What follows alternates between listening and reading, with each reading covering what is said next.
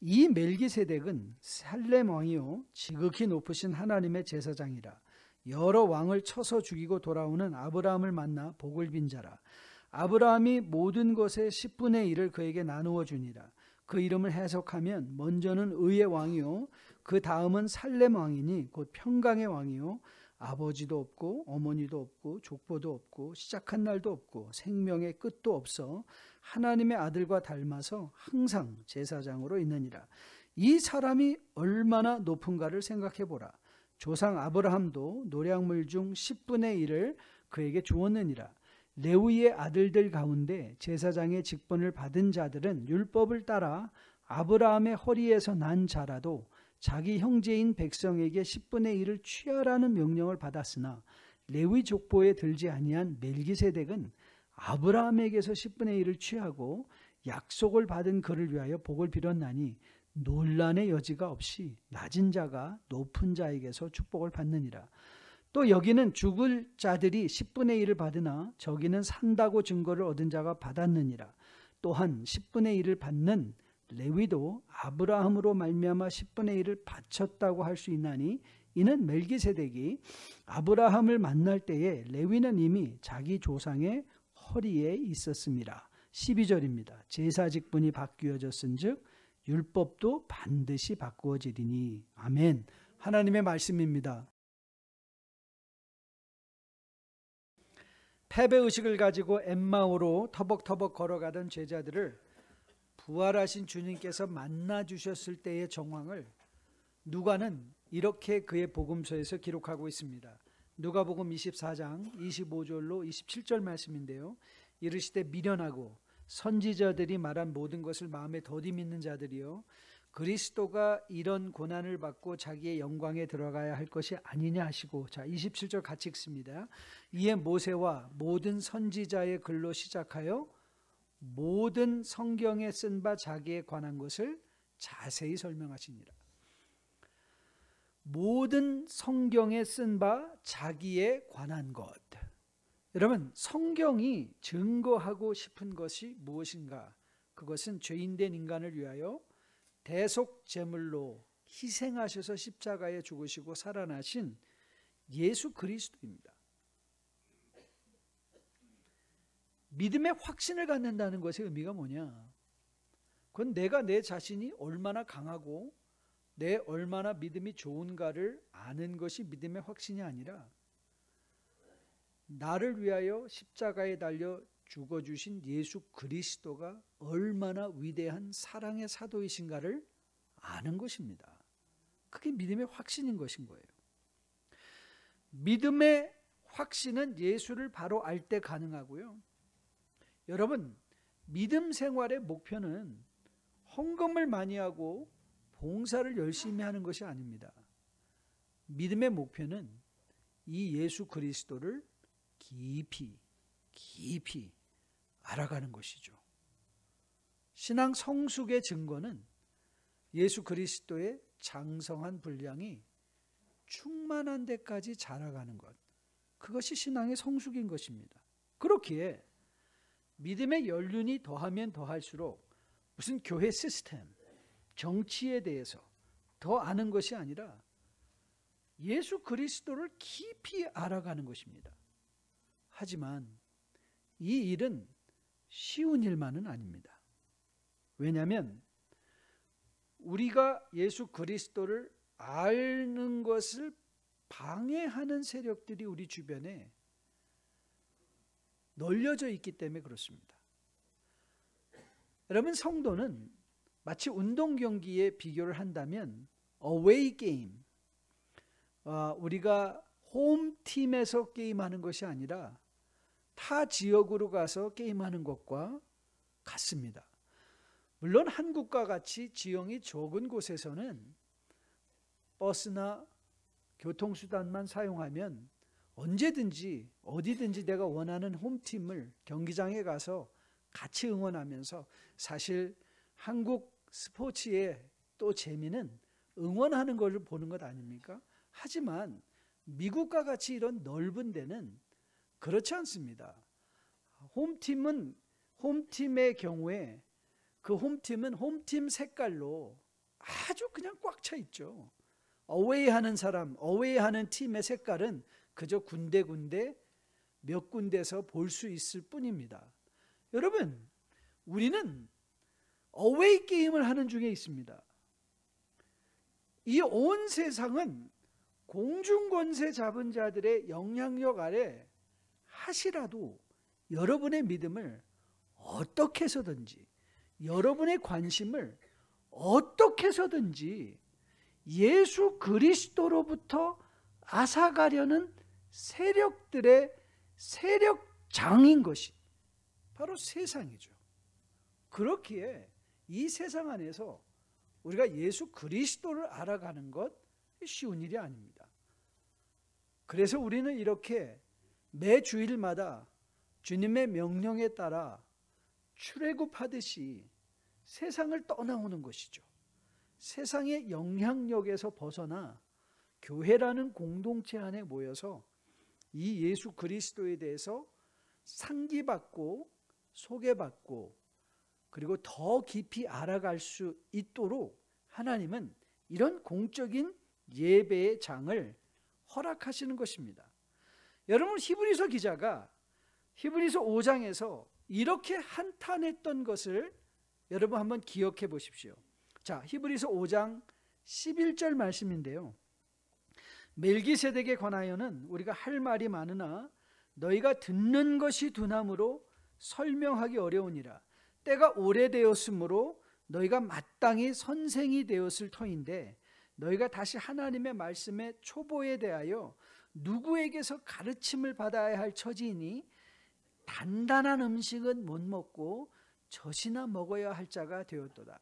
사실 히브리서 5장 11절부터 6장 마지막 절까지 말씀은 히브리서 기자가 그의 논리를 전개하가는 중에 마음의 답답함을 느끼고, 이렇게 말하면 될까요? 히브리 공동체에게 잔소리하고 있는, 영적인 잔소리하고 있는 장면의 말씀입니다. 여러분, 오늘 성경을 가고 계시다면 늘 성경을 펴고 계시면 좋은데요, 오늘 말씀을 보면 히브리서 5장 10절은 이렇게 끝나고 있습니다. 5장 10절에 하나님께 멜기세덱의 반차를 따른 대제사장이라 칭하심을 받으셨느니라. 그리고 1절, 오늘 7장 1절은 이렇게 시작하죠. 이 멜기세덱은 살렘 왕이요. 그러면 5장 10절 말씀과 7장 1절은 아주 자연스럽게 연결이 됩니다. 그런데 중간에 멜기세덱에 관하여 중요하고 단단한 말씀을 전하려고 하였더니 히브리 공동체에 속한 주의 백성들의 말씀을 알아듣는 수준이 걱정이 됐던 거예요. 너희가 때가 오래되어 단단한 음식을 먹을 정도의 하나님을 아는 지식이 쌓여져 있어야만 하는데 그렇지 못함을 내가 심히 안타까워하노라. 그러면서 히브리 공동체를 자극하며 격려하며 권고하고 있는 것입니다. 그리스도 안에서 깊이 자라가라. 그가 할 말이 많았던, 설명하기 힘들어했던 이제 그 멜기세덱에 대해서 오늘 본문은 설명을 이제 드디어 시작하고 있는 것이죠. 하지만 히브리서 기자가 정말 또 말하고 싶었던 것은 멜기세덱이 아니었습니다. 아니, 그럼 도대체 뭡니까? 히브리서 기자는 멜기세덱을 언급하며 여러분과 저에게 정말 말하고 싶었던 분이 예수 그리스도이신 것입니다. 예수 그리스도.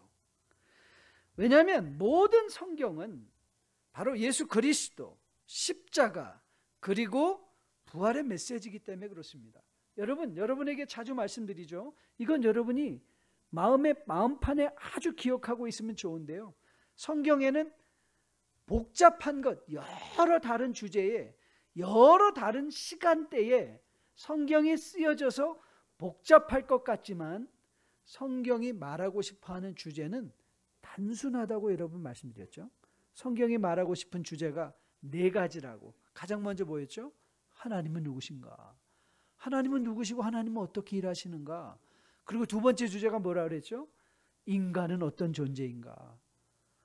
인간의 존재를 알고 나면 죄까지 들어갈 수밖에 없고, 그 다음에 당연하게 등장하는 주제가 뭡니까? 죄인된 인간이 가질 수 있는 유일한 소망이 무엇인가? 그게 뭐예요? 예수 그리스도.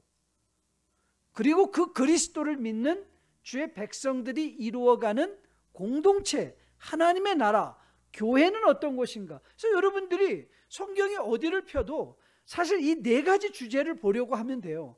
오늘 본문에서 말하고 싶어하는 하나님은 어떤 분인가? 어떻게 일하시는가? 그분은 뭘 좋아하시나? 뭘 싫어하시나? 본문에서 등장한 인간은 어떤 모습으로 등장하고 있는가? 그 인간은 왜 예수가 필요한가? 예수는 어떤 일을 하셨는가? 예수를 믿는 우리는 어떻게 살아야 되는가? 어떤 공동체, 어떤 가정 공동체, 어떤 교회 공동체를 이루며 살아가야 되는가? 이 말을 하고 싶은 거예요. 그래서 성경의 주제는, 여러분, 그래서 구약의 주제가 뭐라 그랬죠? 오실 예수. 신약은요? 오신 예수. 계시록은 다시 오실 예수예요. 그러니까 성경이 말하고 싶은 건 예수인 거예요. 그래서 여러분과 저의 인생에, 그리고 신앙생활에 가장 중요한 건 다른 거 아니에요. 예수 그리스도를 바로 아는 것이죠. 히브리서도 이런 차원에서 다르지 않습니다. 지금까지 보았던 히브리서는 여러 가지 장황한 말을 많이 한 것 같지만, 사실 히브리서 기자는 아주 일관되게 그가 오직 말하고 싶은 것이 예수 그리스도셨어요. 1장부터 3장까지는 선지자 이야기도 하고 천사 이야기도 하고 모세 이야기도 했지만, 히브리서 기자가 천사를 등장시키고 선지자를 등장시키고 모세를 등장시킬 것은 예수 그리스도가 어떤 선지자보다 더 뛰어난 선지자신가? 천사보다 월등하게 뛰어나신 하나님의 아들이신가? 모세보다도 더 뛰어난 하나님의 아들, 종이 아닌 하나님의 아들로서 우리를 섬겨주셨는가? 그 말을 하고 있는 것이에요. 그리고 4장부터 7장까지는 영원히 큰 대제사장인 예수 그리스도는 어떤 분인가? 그 대제사장 되신 예수 그리스도를 여러분과 저에게 소개하고 싶어서 오늘 히브리서 기자는 구약의 멜기세덱을 등장시키는 거예요. 멜기세덱을 등장시키는 것. 여러분, 자, 그렇다면 이제 우리가 던져야 되는 질문은, 왜 이 멜기세덱이 이렇게 중요한 우리에게 인물인가? 유대인들에게 최고의 제사장으로 여겨졌던 멜기세덱은 당시 유대인들에게는 어떤 의미로 전해졌어야 했었으며, 이제 팬데믹 이후의 시대를 살아간 여러분과 저, 여러분 팬데믹 시대의 특징이 뭐라고 그랬죠? VUCA 기억하십니까? 요동하고 불확실하고 복잡하고 애매모호한 이 시대를 살아가는 여러분과 저에게 도대체 이 멜기세덱을 통하여 그려지는 예수 그리스도는 우리에게 어떤 의미와 교훈으로 다가와야 되는가? 자, 이 질문을 이제 우리가 우리 스스로에게 던지고 본문을 통해서 우리가 확인, 교훈 받을 겁니다. 여러분이 잘 알고 계신 대로 히브리서는 고난받는 그리스도인들에게 보내진 편지였습니다. 특별히 히브리 공동체 안에 등장하던 사람들은 유대교에서 예수 그리스도를 믿었던 유대인 그리스도인들이 참 많이 있었습니다. 그래서 그들에게 큰 끊임없는 도전과 끊임없는 유혹은 무엇이었는가 하면, 다시 유대교로, 다시 그들이 익숙했던 자신들의 과거의 삶으로 복음 바깥으로 다시 나가고자 하는 유혹이었던 것이죠. 여러분, 히브리서 기자 자체가, 히브리서 그 자체가 우리에게 큰 교훈이 되고 격려가 되는 것. 히브리서 기자가 그 공동체에게 편지를 쓰면서 유대인들에게 가장 익숙한 구약의 말씀을 가지고 그가 설명하고 설득하고 있다는 것이죠. 여러분, 우리가 이웃들과의 관계 속에서 복음적이다라는 것은요, 내가 아는 것을 가지고 상대방을 설득하거나 바꾸려는 것이 아니라 우리가 상대방이 아는 것으로부터 출발해서 그를 격려하고 그를 섬겨주는 게 복음인 거예요. 여러분, 하나님께서 아들 예수 그리스도를 우리에게 보내주셨지, 하늘 위에서 야 너희들 잘 믿고 일로 올라와라 하시는 분이 아니십니다. 여러분, 복음은요, 자기 자신을 비워 인간의 몸을 입고 이 땅에 오신 거예요. 히브리서 기자도 그가 생판 히브리 공동체 멤버들이 알아듣지도 못할 말을 가지고 그들에게 복음을 설득하는 것이 아니라 그들에게 가장 익숙한 구약의 말씀을 가지고 그들에게 다시 예수 그리스도를 상기시켜주고 있는 것이죠. 저는 이런 다른 모든 교훈도 중요하지만 이런 복음의 정신이 여러분에게 있기를 주님의 이름으로 축복드립니다. 상대방의 입장으로 내려가 줄 줄 아는 것, 오늘 히브리서 기자가 하고 있는 일입니다. 그래서 우리 히브리서를 어떤 학자들은 가리켜서 신약의 구약이다 이렇게 얘기를 해요.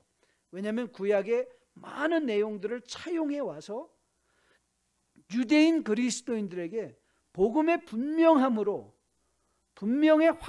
복음의 확실함으로 그들을 격려하고 도전하고 있기 때문이죠.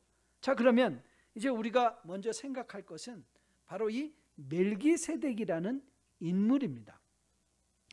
이 멜기세덱을 제대로 이해하기 위해서는 오늘 히브리서 7장과 더불어 창세기 14장의 말씀을 함께 펴놓고 보아야만 더 분명하게 이해를 할 수 있습니다.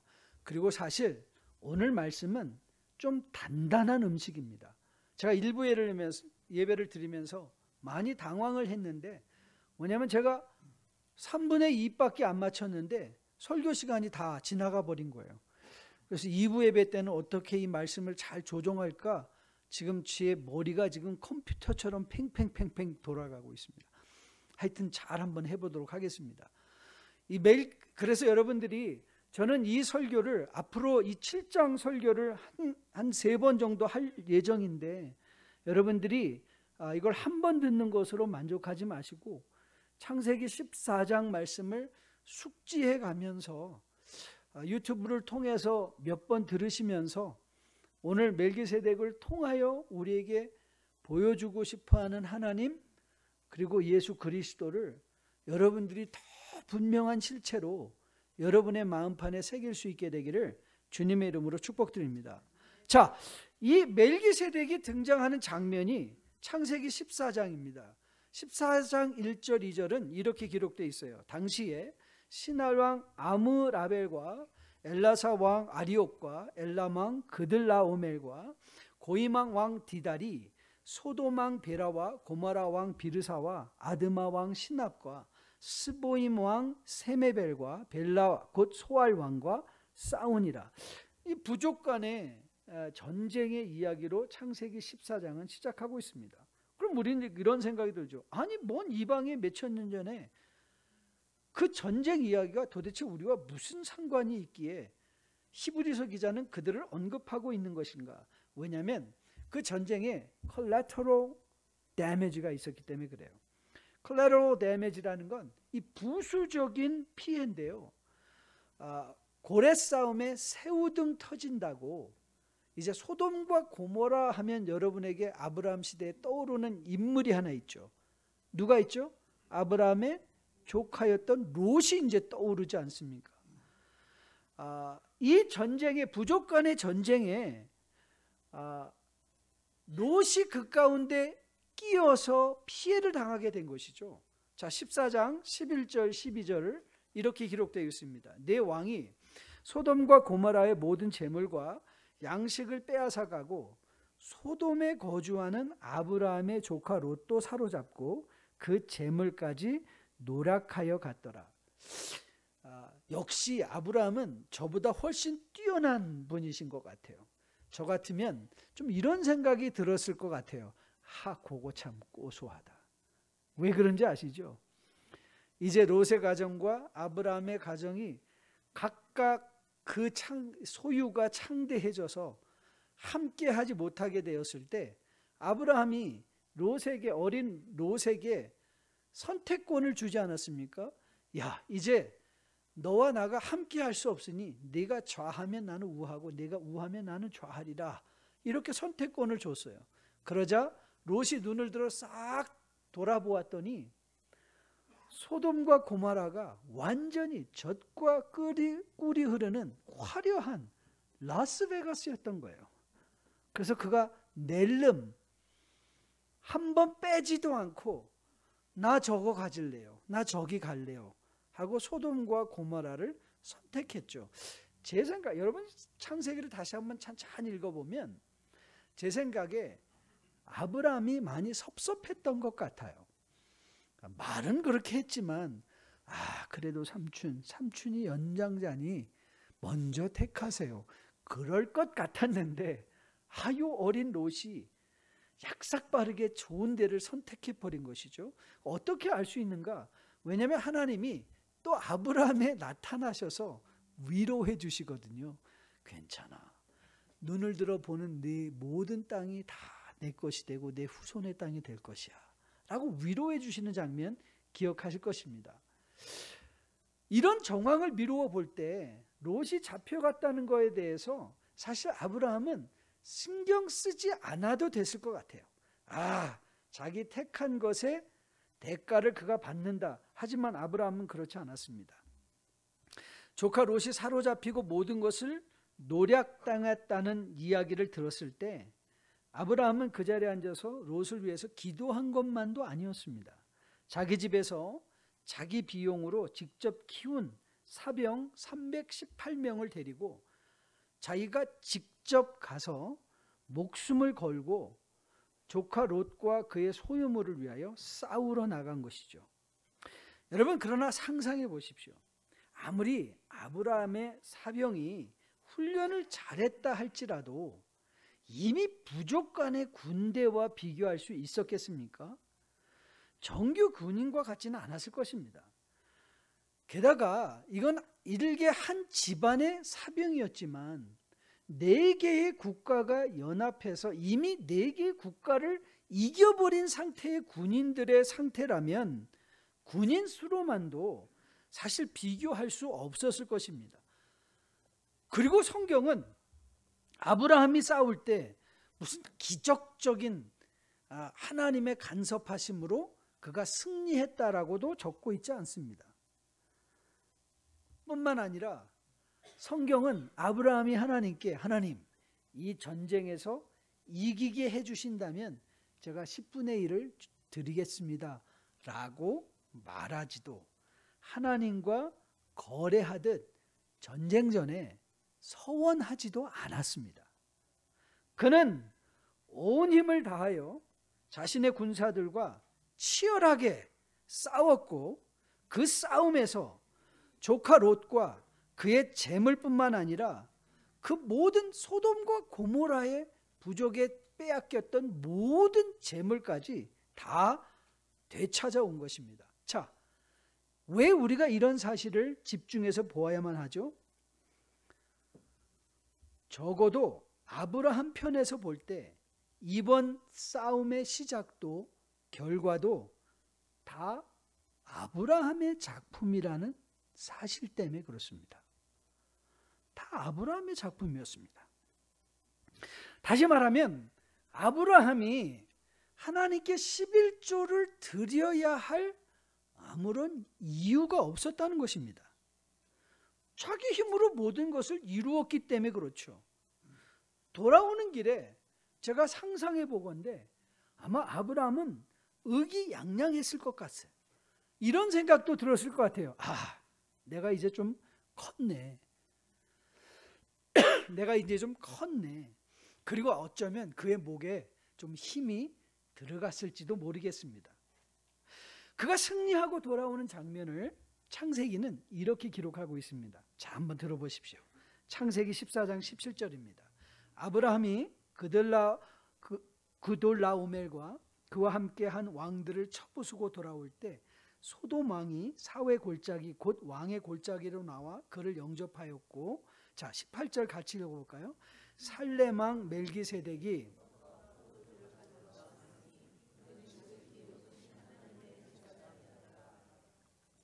바로 그 장면에서 멜기세덱이 등장하는 것입니다.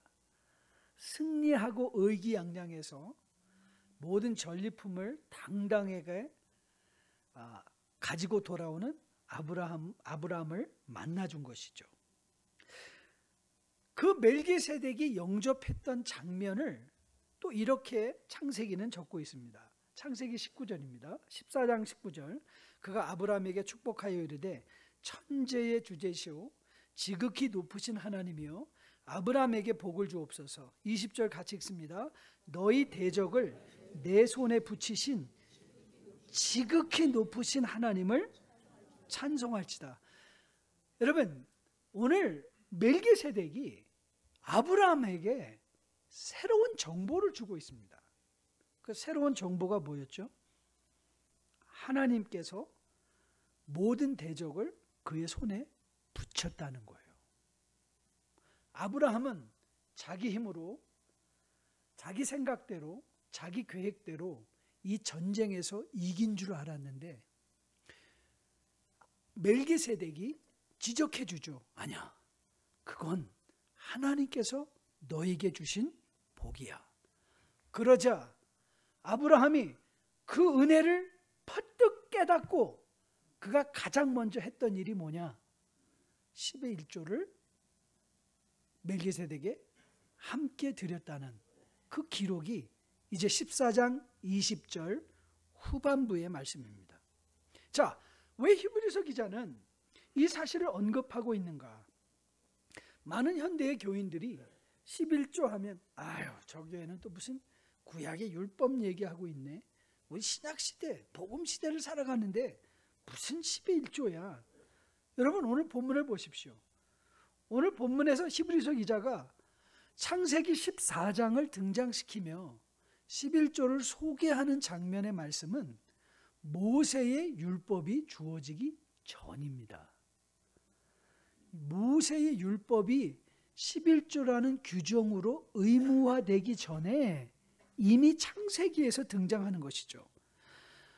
이 창세기에서 11조의 의미는 무엇이었습니까? 받은 은혜에 감사해서 자원하여 드려진, 하나님 앞에 자원하여 드려진 믿음의 행위였던 것이죠. 이미 언급한 대로 아브라함은 자기 군사를 데리고 자기 힘으로 싸웠습니다. 하지만 아브라함은 제사장 멜기세덱의 축복을 받으며 깨달은 것이죠. 아, 내가 승리한 것이 내 힘이 아니었구나. 모든 것을 되찾아오는 과정에서 하나님이 일하신 것이었고 그가 하나님의 은혜 받은 것인 것을 깨달은 것이죠. 그가 그 은혜를 깨달았을 때 그 은혜에 대한 감사의 표현이 무엇이었습니까? 10의 1조를 드렸던 것이죠. 저는 이 장면을 묵상하면서 제 인생을 돌아보았습니다. 뉴라이프 19년, 아니 저희 목회 35년 좌충우돌 제가 열심히 일해서 열심히 사역해서 여기까지 온 것 같았는데, 그런데 돌이켜보면 다 하나님의 은혜였던 것을 다시 고백합니다. 여러분, 94년도에 교회 개척하고 제가 가졌던 그 어리석은 치기 어린 생각, 제가 나눈 간증들 기억하시는 분 계십니까? 제가 사역하는 중에 목소리가 완전히 갔던 적이 한 번 있는데 지금이 그런 때 같아서 심히 두렵습니다. 기도 많이 해주십시오. 앞으로 해야 될 일이 많은데 목소리가 안 나가도록 꼭 기도해 주시면 감사하겠습니다. 제가 맨 처음에 목회자가 된 다음에 제가 이런 생각을 했어요. 하나님께 이렇게 말했던 것 같아요. 하나님, 역시 하나님은 사람 볼 줄 아시는군요. 제가 그랬어요. 하나님, 저 같은 사람을 이렇게 이제 부르셨으니 저한테 세상을 맡겨주십시오. 제가 세상 잘 알아서, 하나님은 거기 계시고 제가 알아서 하겠습니다. 근데 여러분, 세상 만만하지 않은 것처럼 여러분 잘 아시죠? 세상 만만하지 않더라고요. 세상 안 변하더라고요. 그래서 제가 하나님 아직 아닌가 보다. 그래가지고 제가 기도를 조금 줄였어요. 하나님, 캘리포니아를 제가 책임지겠습니다. 캘리포니아는 신경 쓰지 마시고 저한테 맡겨주세요. 근데 기억하시죠? 캘리포니아도 만만하지 않았습니다. 그래서 제가 하나님 알았습니다. 제가 사는 이 동네 산호세를 제가 책임지겠습니다. 산호세는 신경 쓰지 마시고 저한테 맡겨주세요. 그런데 여러분 기억하십니까? 제가 하나님께로 들었던 그 음성 말입니다. 하나님께서 산호세를 나한테 맡겨주시고 신경 쓰지 마시라고 그렇게 기도를 하는데, 오늘 하나님이 저한테 그러시는 거예요. 야, 정 목사, 너나 좀 잘해. 그리고 그때 제가 깨달았어요. 하나님이 저를 목사로 부르신 것은 하나님이 제가 필요해서가 아니라 저를 너무 사랑하셔서 저를 사람 만들려고 저를 부르신 하나님의 은혜였다는 것을 깨닫게 됐죠. 사랑하는 성도 여러분, 여러분이 지금 여기에 왜 앉아 계십니까? 어떻게 여러분이 여기 앉아 계십니까? 여러분, 하나님 나라에 여러분이 필요해서 여러분으로 하여금 거지처럼 나가서 열심히 일해가지고 그 돈 벌어가지고 가지고 오라고, 나한테 돈 좀 달라고 하나님이 여러분을 부르셨겠습니까? 아닙니다. 하나님이 여러분과 저를 부르신 건 하나님이 여러분과 저를 사랑하셔서 은혜 주시려고 부르신 거예요. 아브라함이 하나님의 은혜를 깨닫자 10의 1조가 아깝지 않았습니다. 아니, 10의 1조가 전부 아닙니다. 여러분 오늘 보십시오. 소돔의 왕이 아브라함에 이렇게 제안했습니다. 네가 가서 힘써 재물을 빼앗아 왔으니 사람만 내게 돌려주고 나머지 것은 당신이 다 가지시오. 그러자 아브라함이 뭐라고 대답했습니까? 창세기 14장 21절로 23절인데요. 아브라함이 이렇게 대답했습니다. 아브라함이 소돔 왕에게 이르되 천지의 주제이시오 지극히 높으신 하나님 여호와께 내가 손을 들어 맹세하노니 내 말이 내가 아브라함으로 치부하게 하였다 할까 하여 내게 속한 것은 실 한 오락이나 들매끈 한 가닥도 내가 가지지 아니하리라. 내가 얻어낸 것이 아니었기에 그가 소유권을 주장하지 않습니다.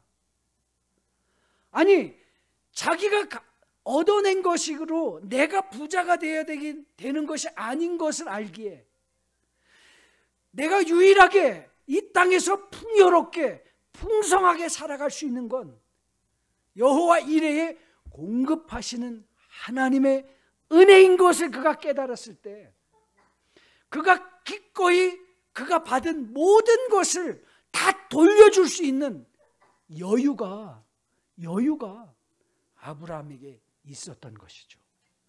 여러분, 여러분이 갖고 있는 지식, 여러분이 갖고 있는 건강, 여러분이 갖고 있는 물질, 여러분 그게 다 여러분 것이라고 생각하십니까? 여러분이 가지고 있는 것 가지고 가실 수 있다고 생각하세요? 아니에요. 공술의 공수거, 우리는 빈손으로 왔다 빈손으로 가는 존재들입니다. 하나님이 여러분에게 주신 무언가의 물질이 있다면, 능력이 있다면, 건강이 있다면, 여러분 그건 여러분이 청지기로 잠시 맡고 있는 거예요. 여러분의 것일 수가 없습니다. 그건 다 하나님의 것이죠. 그런데 누가 하나님께 그것을 기꺼이 드릴 수 있나요? 누가 그걸 기꺼이 드릴 수 있나요? 여러분, 아브라함은 그걸 기꺼이 드릴 수 없었습니다. 언제까지? 하나님의 은혜를 깨닫기 전까지는, 하나님의 은혜를 깨닫기 전까지는. 사랑하는 성도 여러분, 여러분과 저는 어떤 사람인가요? 맞습니다. 여러분 가난할 수 있습니다. 건강하지 못할 수 있습니다. 세상에서 남만큼 성공하지 못했을 수 있습니다. 그러나 여러분의 인생의 가치는 여러분이 세상에서 이룬 것으로 결정되는 것 아닌 것 여러분 알고 계시죠? 왜요? 여러분과 저는 이미 온 우주의 주인 되신 하나님의 아들 예수 그리스도 생명의 핏값으로 산 하나님의 아들이요 하나님의 딸들이기 때문에 그렇습니다. 여러분의 가치는 여러분이 세상에서 이룬 것이 여러분의 가치가 아니에요. 여러분이 이미 받은 것. 여러분, 우리가 하나님께 무언가를 드릴 수 있는 그 드림의 여유는 어디서 옵니까? 하나님을 섬길 수 있는 그 섬김의 여력은 어디서 올까요? 은혜 받은 자에게만 가능한 것입니다. 받은 자만이 나눌 수 있습니다. 내가 받은 것인 것을 깨달았을 때만 이웃들과도 기꺼이 나눌 수 있는 것이죠. 히브리서 기자가 멜기세덱을 등장시키며 하고 싶은 말이 바로 이것입니다. 여러분, 멜기세덱은요 그림자였습니다. 무엇의 그림자였나요? 예수 그리스도의 그림자요. 여러분, 멜기세덱을 창세기보다 더 자세하게 히브리서 기자는 설명하고 있습니다. 그가 시작도 없고 끝도 없고 부모도 없고 족보도 없는 영원한 제사장이라는 거예요. 그럼 결국 멜기세덱이 하려고 하는 말은 무엇이었습니까? 멜기세덱이 바로 예수 그리스도의 그림자라는 거예요. 그리고 여러분과 저가 이제는 레위 지파를 통해서만 하나님의 임재 앞에 나갈 수 있게 되었는데, 구약의 시대에는 오늘 히브리서 기자가 뭘 하는 거죠? 봐라, 아브라함의 허리에 이미 레위 지파가 있다는 것이죠. 레위마저도, 종족적 이스라엘의 종족적인 레위마저도 이미 멜기세덱의 10의 1조를 바친 자들이라는 거예요. 그리고 그의 축복을 받은 자다. 여러분, 오늘 히브리서 기자가 뭐라고 말하고 있습니까? 7절 말씀, 논란의 여지 없이 낮은 자가 높은 자에게서 축복을 받았다. 그러면 아브라함이 멜기세덱으로부터 축복을 받았다면 누가 더 높다는 거예요? 멜기세덱이 더 높다는 거예요. 그런데 그 멜기세덱은 누구와 같은가? 이 사람이 얼마나 높은가를 생각해 보라. 그러면서 여러분과 저의 관심을, 우리를 사랑하셔서 십자가에 죽어주시는 예수 그리스도는 얼마나 귀하고 얼마나 높으신 분인가를 생각해 보라는 거예요. 가지지 못했다고 열등감에 허우적거리고 계신 분 혹 계십니까? 나는 배우지 못했다고, 남들만큼 배우지 못했다고 스스로 쓸모없다고 여기시는 분 계십니까? 나는 건강하지 못하다고, 할 수 있는 일이 아무것도 없다고 생각하시는 분들 혹 계십니까? 사랑하는 성도 여러분, 우리는 우리의 능력으로 일하는 사람들이 아닙니다.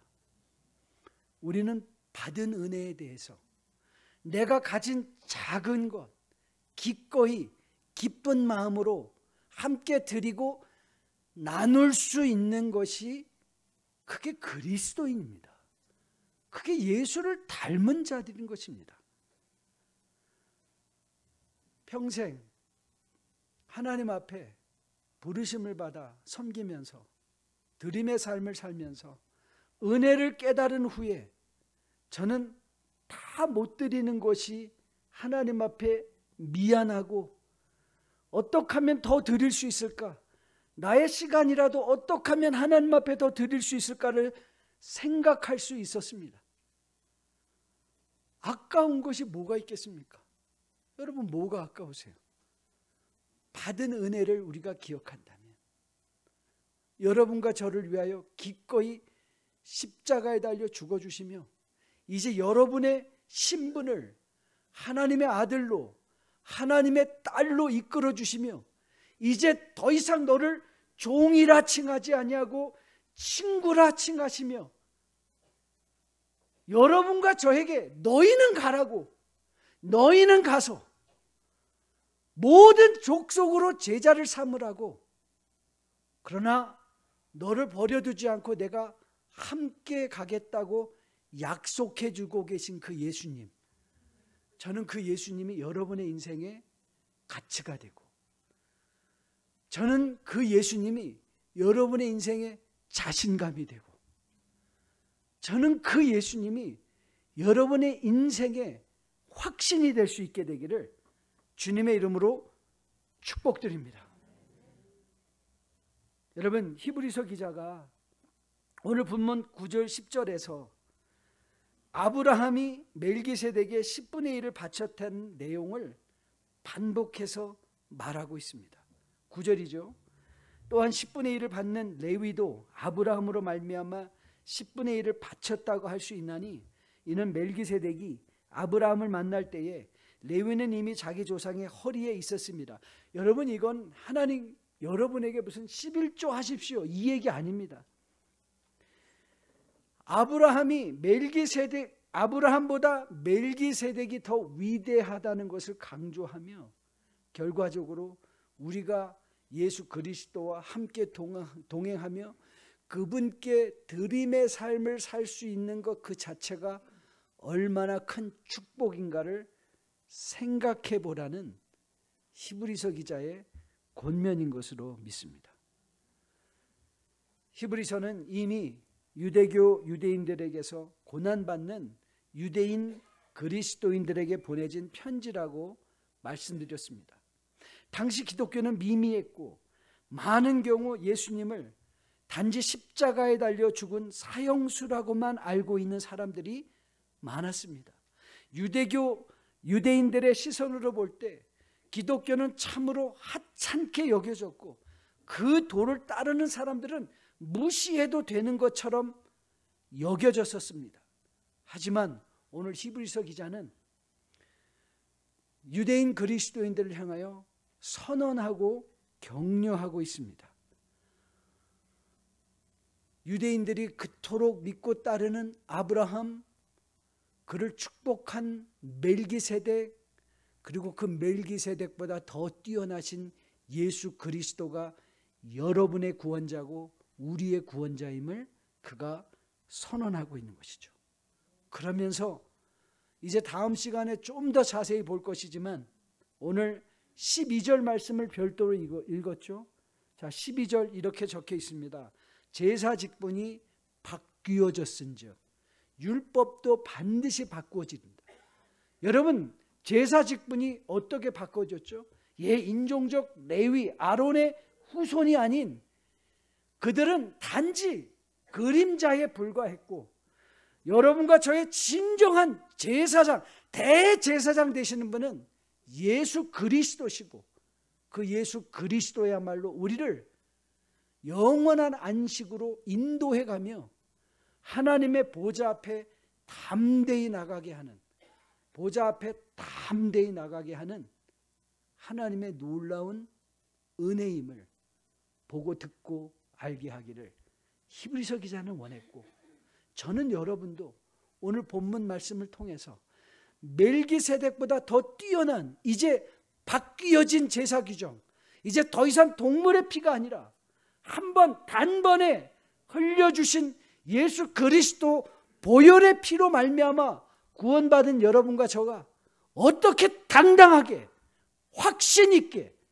인색함이 아니라 여유로움을 가지고 이 땅에서 살아낼 수 있는 주의 백성이 되었는가를 다시 한번 확인받는 여러분과 저 되기를 주님의 이름으로 축복드립니다. 이제 여러분과 저는 제사 직분이 바뀐, 더 이상 우리 죄를 우리 힘으로 불가능한 순종을 통하여 우리가 구원을 얻어내는 것이 아니라 우리를 불쌍히 여기시며 우리를 사랑하시는 하나님의 사랑하심 가운데 율법에 대한 완벽한 순종과 십자가에 달려 죽으시고 살아나심으로 그 의를 우리에게 전가해 주시는 그 은혜로 거듭나 하나님 나라의 백성이 되었습니다. 율법이 아니라 이제는 은혜로.